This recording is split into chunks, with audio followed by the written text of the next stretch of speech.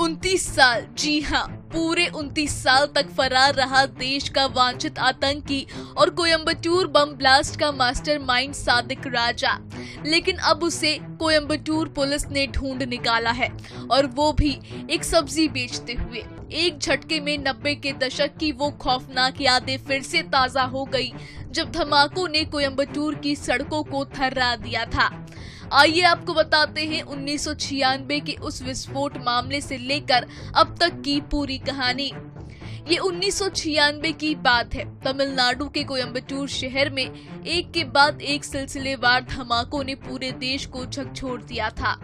उसी केस का सबसे बड़ा नाम था सादिक राजा, जो उस वक्त से ही फरार चल रहा था।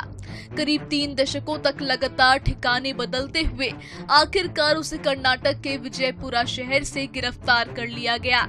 कोयम्बटूर पुलिस ने बेहद गोपनीय ऑपरेशन चलाया और यहां तक कि स्थानीय पुलिस को भी भनक तक नहीं लगने दी।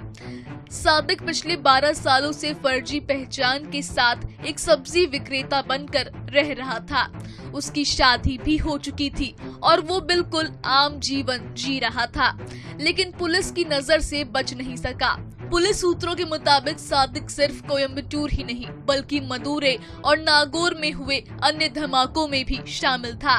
वो चामराजनगर जिले के गुंडलुपेट का रहने वाला है और गिरफ्तार होने तक बेंगलुरु, हुबली और विजयपुरा जैसे शहरों में छिपकर रह चुका था। अब उसे तमिलनाडु लाया गया है, जहां आगे की पूछताछ और जांच होगी।